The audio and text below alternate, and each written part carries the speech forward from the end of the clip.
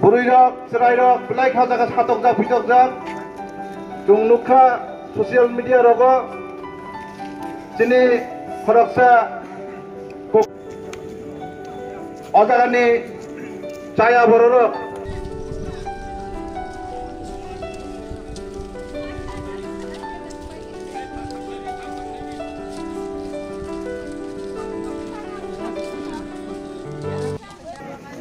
We would like to have a peaceful rally.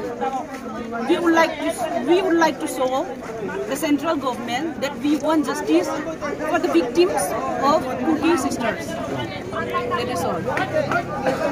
Thank you.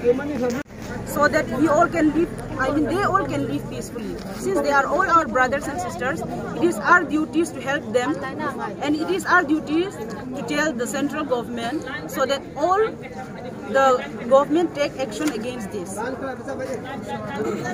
To show our unity as brothers and sisters of one nation.